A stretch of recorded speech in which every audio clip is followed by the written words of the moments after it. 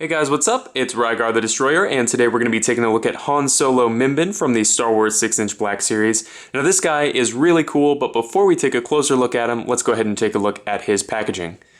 So here it is, pretty standard for what we've seen out of the Black Series. Nice big window here on the front of the package, as well as an image of Han down here in the corner. Flipping over onto the back, that same image is repeated again, as well as a brief description. And if you'd like to read that, you can go ahead and just pause the video. So anyway, like I said, pretty standard stuff, so let's go ahead and get back to the figure itself. Now, Han, without all of his accessories, stands at, let's see, just under 6 inches tall. So he's right in scale with all of your other Black Series figures, and this guy comes with a ton of accessories. We'll go ahead and run through them here. The first one is his blaster, which as you can see here, is very nicely detailed.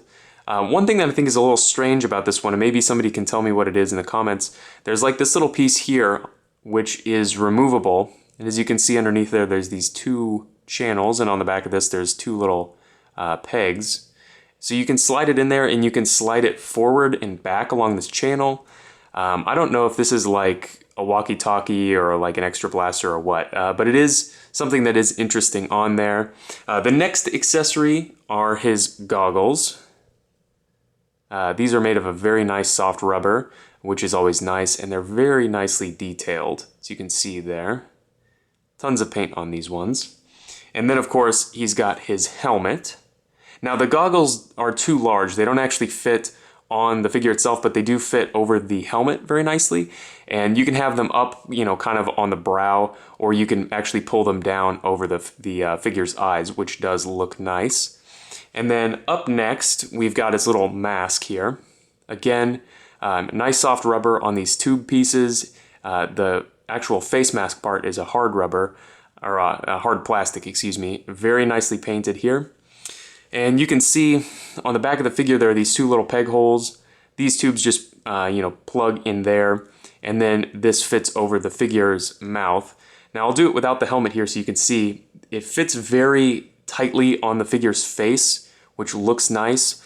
And when the helmet and everything is on, this will not fall off of the figure's face. You can tuck these up underneath the helmet, you know, just like this, and it will not fall off of the figure.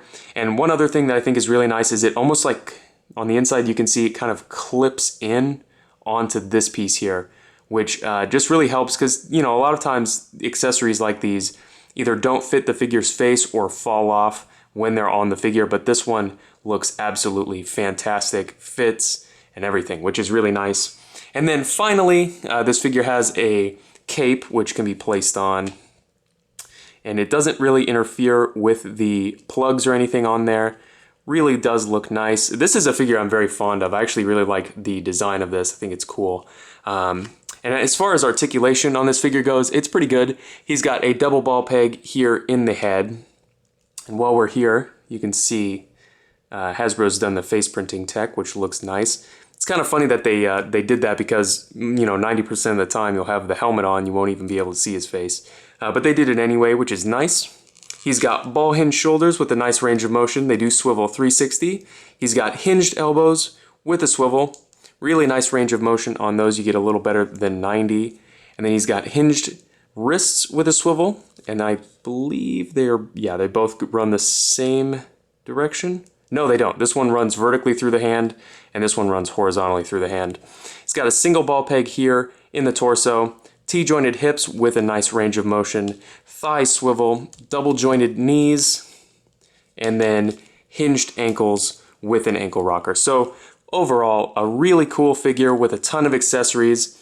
Another reason I like this figure, you know, obviously it's Han Solo, as he appears, you know, in the Solo movie, but he, you know, once you put the helmet on, he's, you know, no different than any other trooper, so you can kind of display him as an Imperial or as Han, which I think is really cool. So if you have any comments or questions, please leave them down in the comment section below, and I guess I'll see you later.